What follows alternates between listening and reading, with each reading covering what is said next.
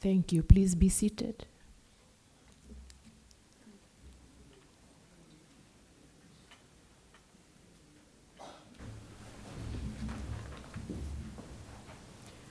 We now invite Talatala Kadimaiwai to lead us in the opening prayer.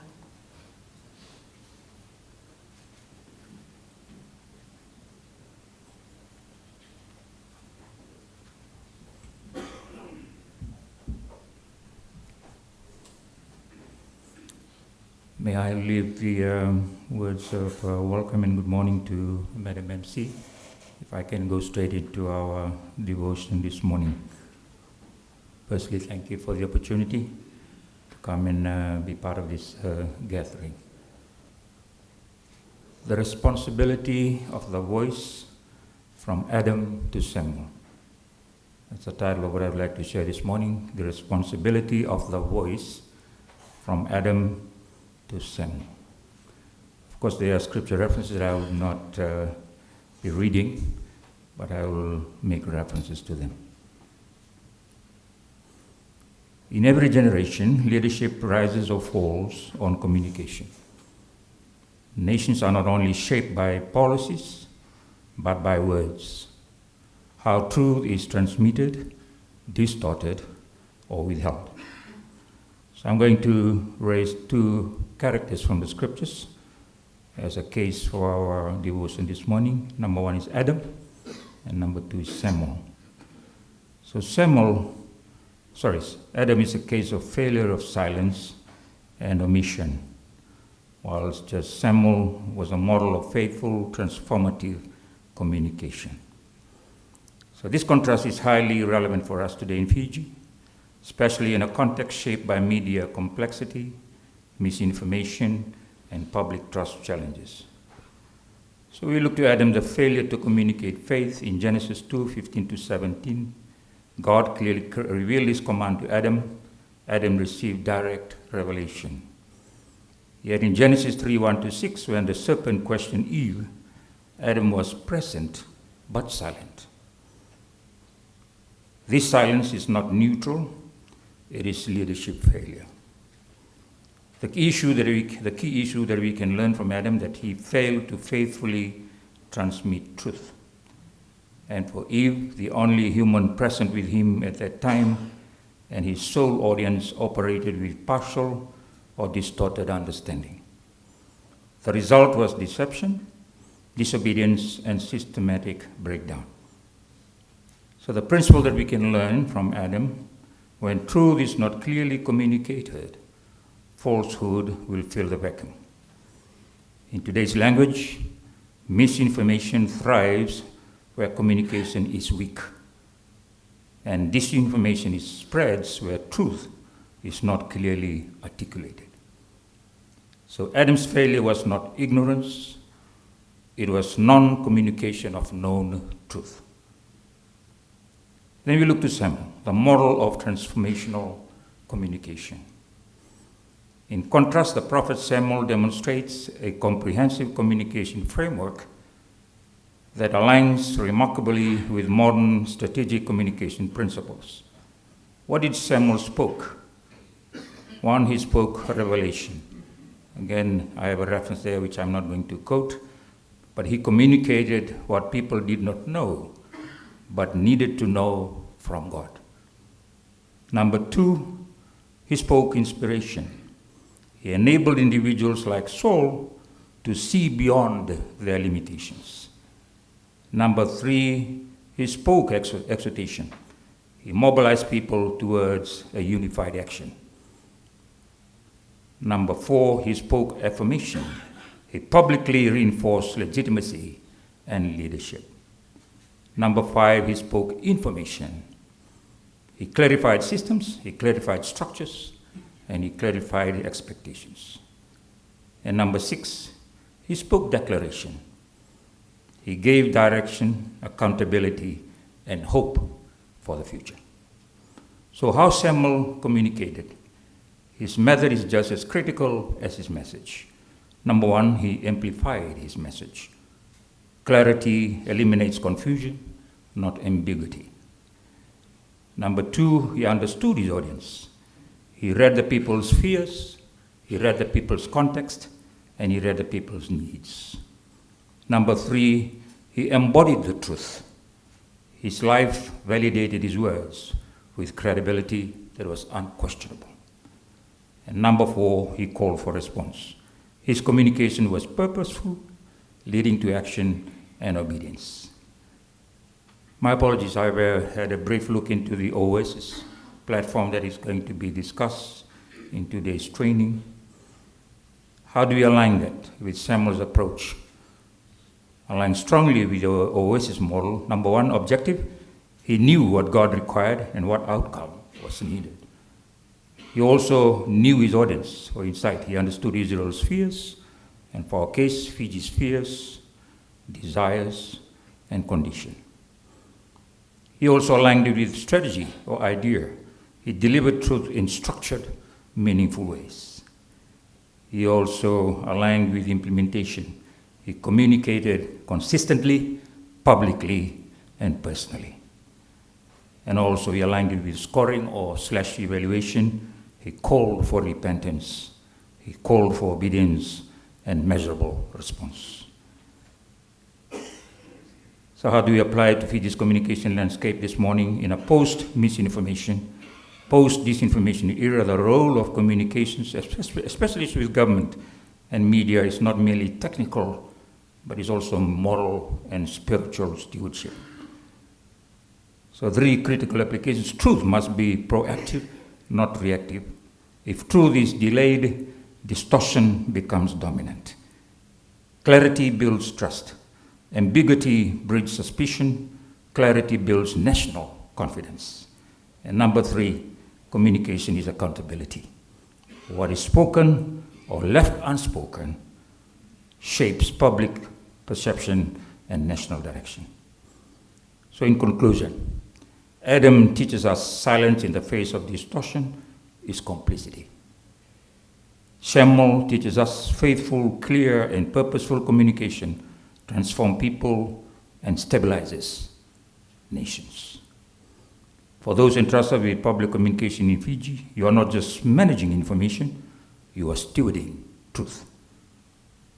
Let us pray. Heavenly Father, we acknowledge you as the God of truth, clarity, and revelation. You spoke creation into existence, and through your word, you bring order out of chaos. Today we confess that like Adam, we have at times failed to communicate truth clearly through silence, through hesitation, or lack of courage. We ask that you do forgive us, Lord. We also pray that you raise within us the spirit of Samuel the prophet, men and women who will speak words of revelation, inspiration, exhortation, affirmation, information, and declaration. We also ask that you grant wisdom to the leaders and communicators in Fiji to speak clearly and truthfully, to understand their audience with empathy, to live lives that reflect integrity, and to call for responses that leads to righteousness and national well-being. In an age of misinformation and disinformation, Heavenly Father, make us instruments of truth, clarity, and trust. May every message communicated contribute to unity, stability, and progress in this beloved nation of Fiji. And we commit all communication efforts, strategies, and responsibilities under your sovereign guidance and rule. In Jesus' name we pray. Amen. Amen.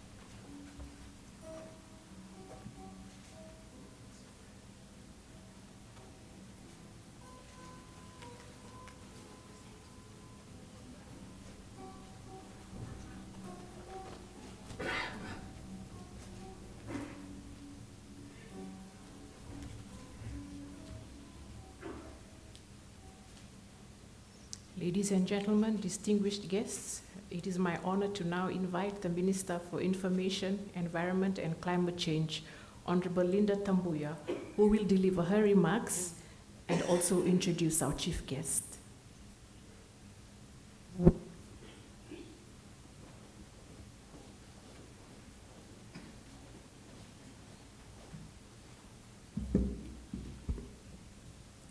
The Honorable Prime Minister, Honorable Ministers, the Leader of Opposition, Honorable Members of Parliament, Your Excellency, the British High Commissioner to Fiji, Permanent Secretaries, invited guests, media liaison officers and communication officers, members of the media, Bula Vinaka, and welcome. Today marks a proud and historic moment as we gather for the first ever Fiji Government Communications Conference. For the first time, our government communicators are united under one roof to connect, to learn, and to shape the future of how we communicate with our people. With the valued support of the Government of the UK and the Government Communications Services, we are strengthening not just skills, but a professional network that will carry our work forward with clarity and purpose. This conference is about one thing: moving with one voice, strengthening collaboration across the ministries, agencies, statutory authorities, and building confidence in our craft, and deepening the trust between government, the media, and, most importantly, the people of Fiji. It is about listening to your experiences, your challenges, and your solutions as we set a clear and shared direction for 2026. Today we also mark two important milestones. One, the launch of the SAU2 Counter-Disinformation Framework, and two, the launch of the Government Communications Guidebook. Both are designed to equip you with practical tools to navigate an increasingly complex information landscape. To all our media liaison officers and communicators, you are the unseen storytellers of government. You shape how our people understand the work we do. And in an age of misinformation and rapid technological change, your role has never been more important. So this conference is not just timely, it is essential. We wish to thank the Government of the UK and the Government Communication Services for their immense support over the years leading us to this first ever communications conference in Fiji. Now it is our responsibility of truth, as mentioned by our Talatala. This does not sit with just one ministry. It's not just the Ministry of Information. It's all of us. It belongs to all of us. And when we coordinate, collaborate, and elevate, we strengthen not only our communications, but our nation. I welcome you all. Thank you very much to our Honorable Prime Minister for making time to be here as the initial Minister for Information in the coalition government, and then entrusting us to have a separate standalone ministry in 2025 because of the importance of the need to manage government information, but most importantly, to be able to communicate effectively with our people. Thank you to the Government of the UK for your support. Thank you to our excellencies who are here today to support us as well, to our honourable ministers, to our members of parliament, and of course to all of you that are here today. Thank you, Vinaka Vakaleo, for being here. It is my great honour to introduce our chief guest. And I'm so excited I'm doing this for the first time because you're convening a first conference under this portfolio. The presence of the Honourable Prime Minister at this inaugural event reflects his commitment and the government's commitment to ensuring credible and verified information reaches our people. Of course, he's someone who needs no introduction, but it's my pleasure to briefly highlight his key achievements. The Honourable Sitiveni Rabuka was elected Prime Minister of the Republic of Fiji on December 24, 2022. He is the country's 7th elected head of government and the first to be elected on the floor of Parliament having previously served as Prime Minister from 1992 to 1999. That should say first to be elected twice. Prime Minister Rabuka has had a distinguished career in public service, spanning military, political, and international roles. He served for 23 years in the Republic of Fiji military forces, including as commander from 1987 to 1991. His international experience includes senior leadership positions with United Nations peacekeeping missions in Lebanon and with the multinational force and observers in Sinai. He was awarded the French Legion d'Honneur for bravery during his service in Lebanon. In national and regional affairs, the Honorable Prime Minister has held senior positions including Deputy Prime Minister, Leader of the Opposition, Chairperson of the Great Council of Chiefs, and Special Envoy of the Commonwealth Secretary General to the Solomon Islands. He has also represented Fiji in rugby and athletics at regional and international levels. In 2021, he founded the People's Alliance and led it to government following the 2022 general elections, forming a coalition administration.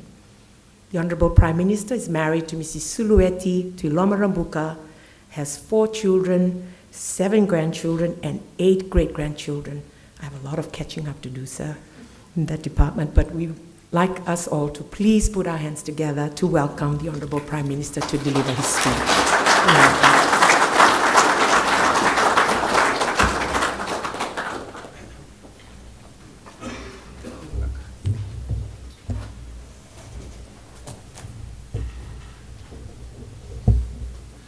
Thank you very much, Honorable Minister Tambuya. Honorable colleagues from Cabinet, honorable members of Parliament, Your Excellencies, members of the Diplomatic Corps, development partners, government communicators, members of the media, also communicators, ladies and gentlemen, Nisambul Benak. Thank you very much for your very kind invitation for me to be here this morning, Honorable Tambuya. I always start by acknowledging the traditional owners and custodians of the land on which we sit this morning. Vanonan Don Mai, Turanati Suva, their chiefs past and present, as well as emerging leaders. We thank them for their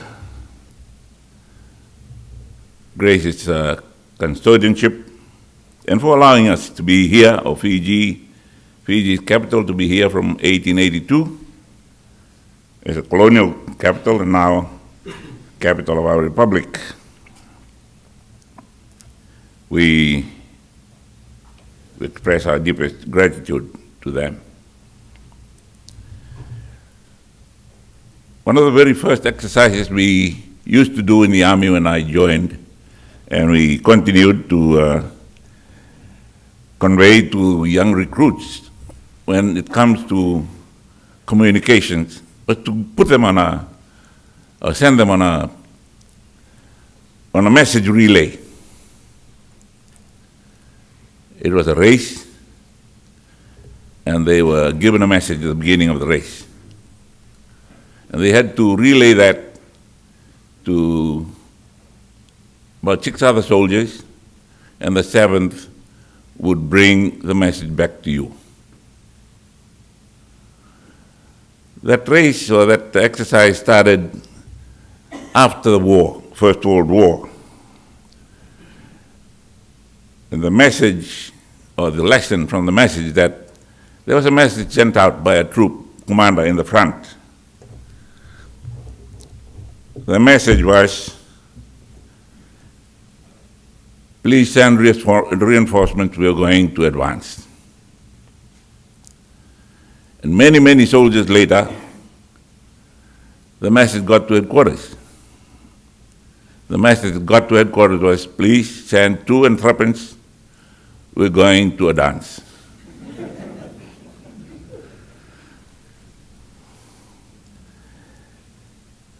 So that is the lesson on communication. Make sure it's correct. We also hear, or we've been told the story of Peter Fiji, the runner who ran from the battlefield of Marathon to convey a message to the Senate that was sitting in Athens. He ran 26 miles and a few hundred yards, which is the length of the marathon race now. He gave the message, we have won, collapsed and died.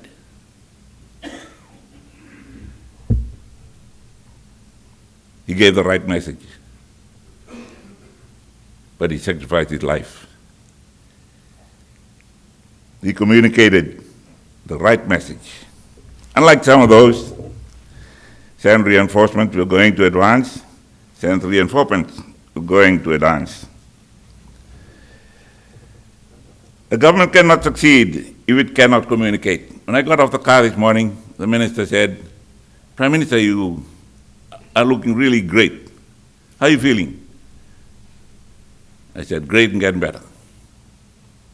I feel great and I'm getting better. She should have said, you're looking great, after she had asked her question. So why did she say, you're looking good, you're looking great?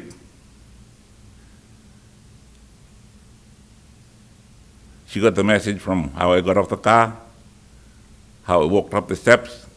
So even before you open your mouth, even before you send a text, you have a message that you're already communicating. And today I've come to tell us that government cannot succeed if it cannot communicate. When citizens understand what the government is doing and why, they're more likely to engage, to trust, and to participate in our democracy, our mission. But we live in a world where information moves faster than ever before. And public trust is always being tested. And the quality of the message is always tested. Every day across the world, governments are trying to maintain trust and public confidence. Every day we're being tested by those who seek to undermine our democracy and to change what we are communicating. Communication is something which we must do as well on every platform and in every community. You, ladies and gentlemen, are more than just simply being media officers.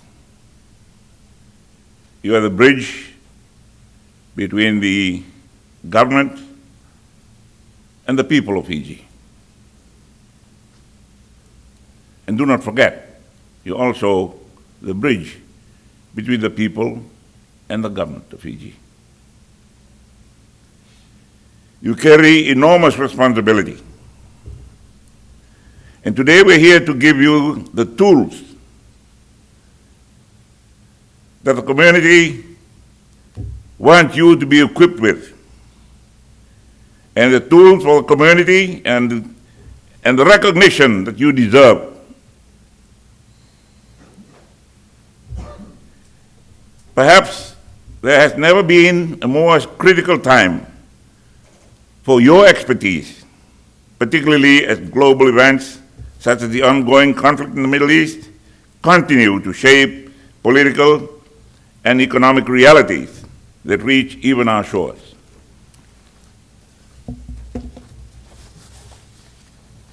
Last week I sent out a very simple message: be prepared, do not panic. When there were words about panic buying and all that, hoarding of fuel, we had to send out the right message for the people. And over the weekend, I got an invitation to go to a neighboring country and talk to the leader, as well as watch our women playing rugby in a test.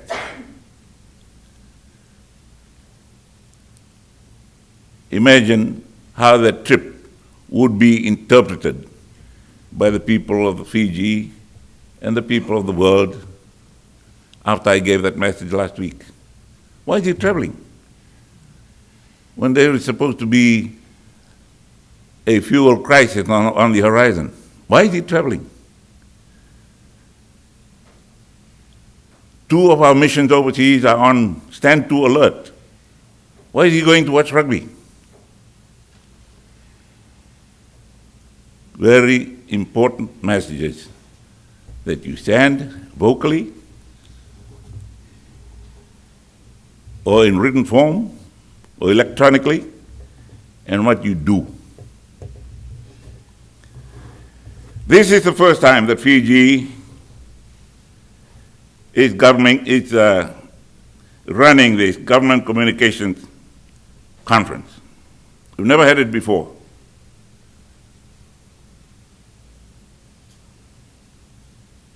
So I'm hoping that the minister will give us a good objective for this conference. When we joined the army, there was a very good instructor who had just come back from a course in Waiouru, in New Zealand. He didn't give us the aim of his lecture, he gave us the objective. At the end of this lecture, soldiers, after 40 minutes, you should be able to strip and reassemble your weapon, run down to the range, and fire. And get out 8 bullets in the bullseye. And then you pass. That is the objective. All the words, all the demonstrations and everything lead to that objective. That this soldier can strip his weapon, put it all back together, load it, run 200 meters, fire from 100 meters, and get 8 out of 10 in the bullseye. What is the objective of this communication conference? This is the first time we're running it, and I congratulate the minister. Perhaps that is a fact that has demonstrated to us why we have not been communicating, or where we have been miscommunicated, why we have been getting the wrong messages, and the people also getting the wrong messages. Not that we are sending out the wrong message. No, we're sending the right message. They're getting the wrong message. And you are to blame. Those in between, the leaders and the led, get the blame. Hopefully, after this, nobody will be blamed. We'll all be congratulating each other for sending the right message from the originator to the recipient. The theme of the conference is coordinate, collaborate, and elevate. Those words capture exactly what the minister and her staff intend to do and raise in this conference to raise the standard of government communications together as one. Today, we're proud to launch 2 tools that will define how Fiji's government communicates in the years ahead. The first is the Fiji Government Communication Guidebook. This is the new gold standard for daily operations. From drafting press releases to preparing for press conferences or crafting social media campaigns, this guidebook provides every communicator with a practical step-by-step guide to reach every Fijian. It sets the standards that we will all work towards. The second is the how-to, Fiji's own culture disinformation framework, or counter disinformation framework. not our own disinformation framework. It's to counter disinformation. South 2 speaks of well-being, speaks of peace, speaks of abundance. And that is precisely what we are protecting when we defend our citizens from false and manipulative information.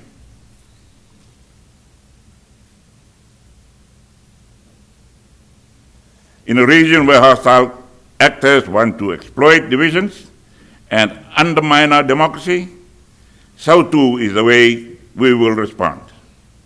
In an age of information warfare, so too is not just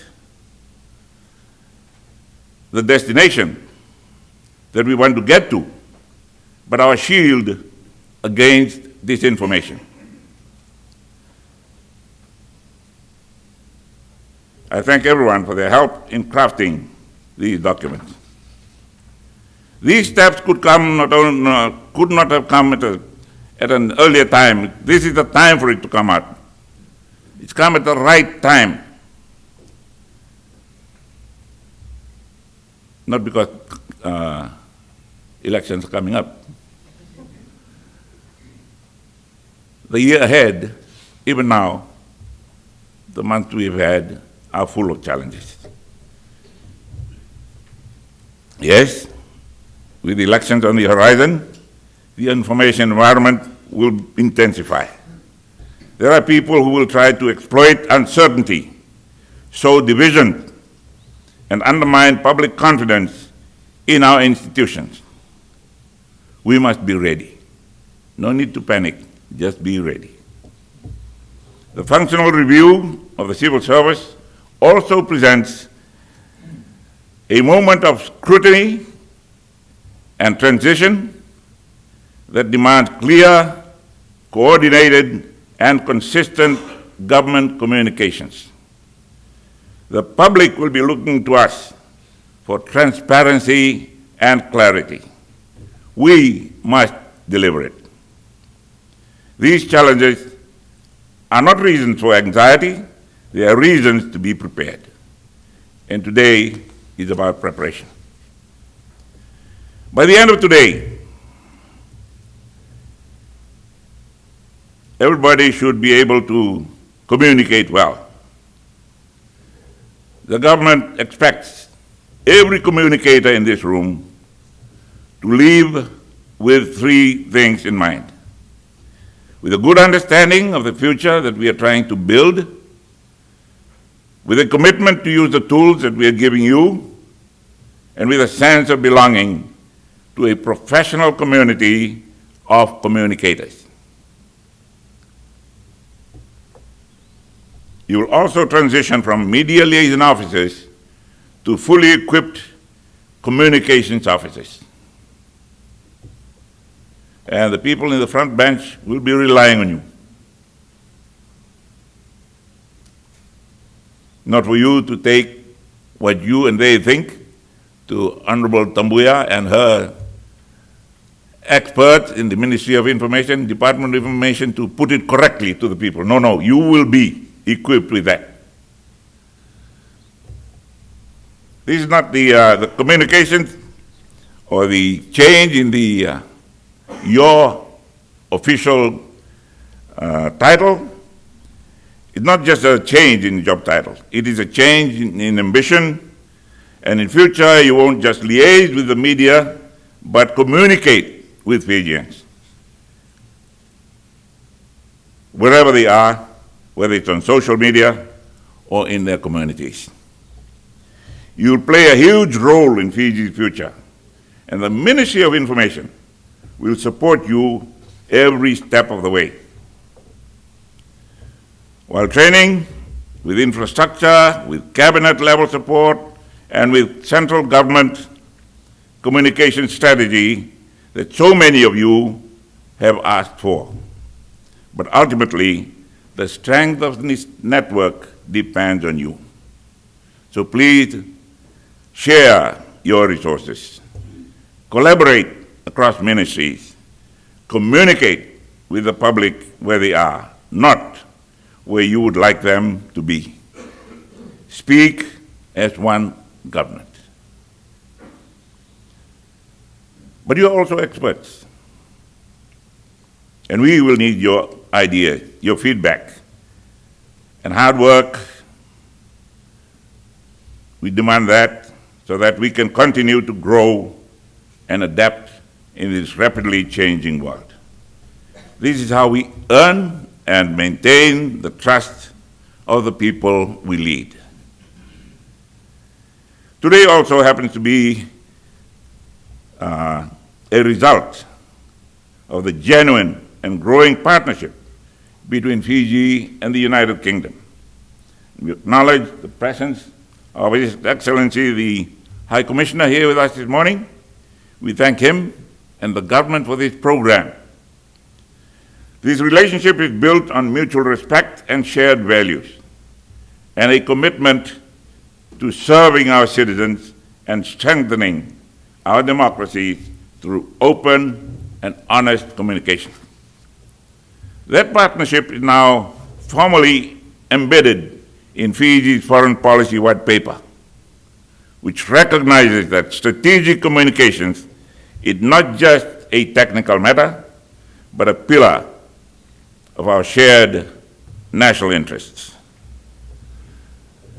I extend warm thanks to the British High Commissioner and our friends from the United Kingdom Communication Service who are here with us today. Thank you for your support, thank you for your interest, and thank you for your presence. Your expertise, your commitment, your investment in Fiji communications has made this conference possible. I look forward to seeing the work that emerges from this conference in your communications plan, in your use of Sautu, and in the quality and the confidence of government communications across every ministry. Inaugural, Minister Tambuya and your team at the Ministry of Information. Now, get to work. Naka, inaugural.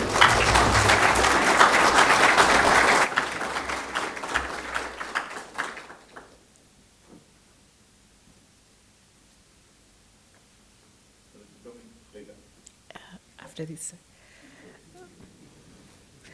Vinakavalevu, Honorable Prime Minister, for those insightful remarks on strengthening coordination and communication across government. We now invite the British High Commissioner, His Excellency Kanbar Hossein Boer, to please deliver his remarks.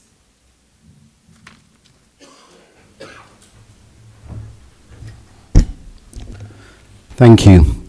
Honourable Prime Minister, Honourable Minister Tambuya, Honourable Ministers, Permanent Secretaries, members of the Diplomatic Corps, distinguished colleagues, partners and friends, Nisambula Vinaka. It's a genuine honour for the United Kingdom to stand alongside the Government of Fiji to launch this inaugural cross-government communications conference. This is a milestone moment for Fiji's wider journey to modernise, professionalise and elevate public communications across government. I applaud the work of the Ministry of Information to achieve this. Good government communication is not a nice to have. Good government communication is a life-saving infrastructure. In the words of the great Winston Churchill, the difference between mere management and leadership is communication.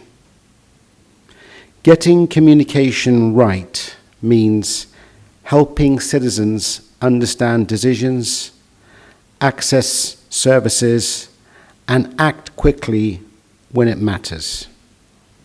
Today, Fiji is investing in that capability, building internal cross-government systems that are professional, coordinated, resilient, and ready to meet the challenges of the modern information environment. As we see today on our screens and globally, if governments do not communicate clearly, others will do it for them, often inaccurately, and as such, trust, which takes so long to earn, is lost so quickly. Around the world, disinformation is being weaponized to divide societies, distort public debate, and, very worryingly, weaken democracies. Some may believe they can take advantage of open societies, but openness is not a vulnerability. Openness, our democratic values, is our greatest strategic strength. In that regard, I'm proud that the UK-Fiji partnership, as we've heard from the Honourable Prime Minister, is rooted in shared values: openness, accountability, transparency, and factual information. We also know today that good communication works best when there is a healthy information ecosystem around it, where media can question, people can engage, and governments are held to account. In that regard, I want to acknowledge the bold steps taken by the government of Fiji to strengthen media freedom in Fiji. These decisions are a powerful statement of confidence in that democratic openness and an important signal of the kind of information environment Fiji wants to build. And that rests on trust. In that regard, our values, UK and Fiji's, our openness are our strength. That is why I'm proud that the United Kingdom is committed to this agenda. We are stepping up to defend open societies and protect journalists, including through our recent co-chairing of the Media Freedom Coalition globally. We are also proud to support this work here in Fiji, not only through this conference, but also the work of BBC Media Action. For me and for the UK, this is more than a diplomatic responsibility. It's a reaffirmation of a principle that we hold deeply. Free, safe, independent journalism and media freedom and a healthy information ecosystem is the lifeblood of our democracies. Our partnership with Fiji is a leading example of how international collaboration can strengthen institutions, empower communications, and uphold our values. We look forward to continuing this partnership in capacity building, counter disinformation, crisis preparedness, and strategic communications planning across government. A few weeks ago, Minister Tambuya stood in Parliament and publicly recognised the UK and Fiji's long-standing communications partnership. She acknowledged the support of the UK Government Communication Services team, which are present in this chamber, and the years of collaboration that have helped strengthen Fiji's information environment. It reaffirmed that this partnership is not built just on programs, but most importantly, on trust and mutual respect. Over the past months, our partnership has delivered tangible, practical progress. The UK Government Communication Service team in country has worked closely with media liaison officers, the Ministry of Information, and the Ministry of Foreign Affairs to understand how the government of Fiji wants to strengthen communications. Together, they have supported the development of a new government communications guidebook, a new SAU2 counter disinformation framework, and training to build the skills needed to use these tools effectively. These are not just theoretical activities, they are real, practical outcomes that demonstrate, in the words of Churchill, leadership by the government of Fiji, by the Honourable Prime Minister, by the Honourable Minister Tambuya, but most importantly, by the media liaison officers here in this conference. To the Honourable Prime Minister, to the Honourable Minister Tambuya, and to the Permanent Secretary and the whole MINFO leadership, Vinaka Vakalovu, for your vision, your leadership, and your trust. And to the communicators across government, as we've heard today, your work is essential to the health of democracy. You are the frontline defenders of truth, clarity, and public confidence. It's also important to recognize that leadership role that Fiji plays across the wider Pacific. When Fiji strengthens its national communications capability, the benefits extend beyond its own shores, reinforcing the flow of trusted information across the region. By investing in strong, credible government communications, Fiji is also strengthening democratic resilience across the Pacific. Recently, I had the privilege to visit the Fiji Broadcasting Corporation.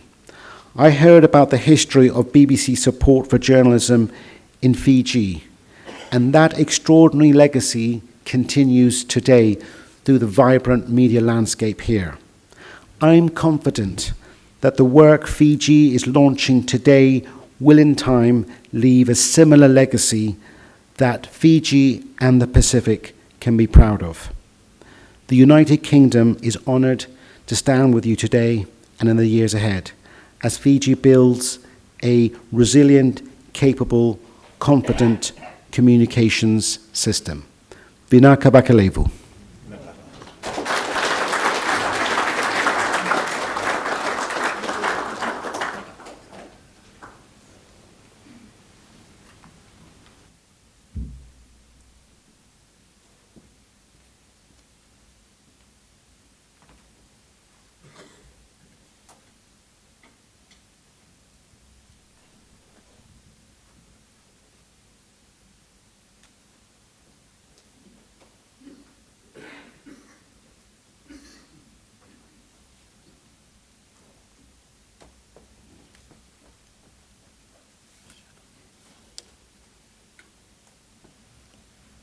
Thank you, Your Excellency. Ladies and gentlemen, we will now move to the official launch ceremony. I invite the Honorable Prime Minister and Your Excellency to please come up on stage to unveil the Government Communications Guidebook and the South 2 Framework.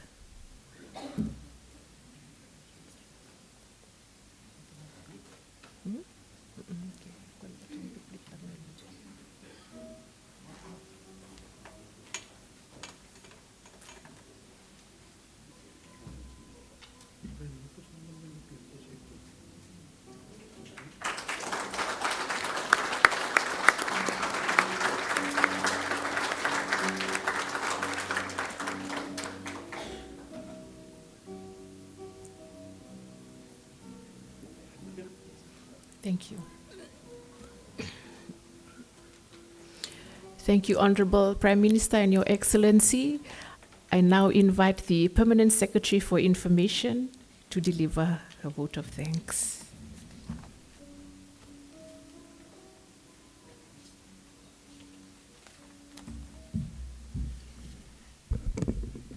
The Honorable Prime Minister, Sitiveni Rabuka, Honorable Cabinet Ministers, Honorable Members of Parliament, Permanent Secretaries, Members of the Diplomatic Corps, ladies and gentlemen. On behalf of our Minister, Honorable Tambuya, and the delegates of the first cohort of the Government Communications Conference, I wish to sincerely thank you for availing yourselves to be present with us this morning. Your presence is deeply appreciated, sir, by our communicators, community, and a strong demonstration of your support for this important initiative. We stand ready to evolve with the times and to enhance new, innovative ways of disseminating information to the people of Fiji. As this is our first Government Communications Conference, we do not see it as the last, but rather the first of many more to come. These conferences will ensure that our communications community continues to learn to grow and to develop new skills, particularly in countering the misinformation and disinformation that we encounter on a daily basis. Thank you, sir, for your continued support for this initiative. We firmly believe that this program will only grow stronger as we move forward.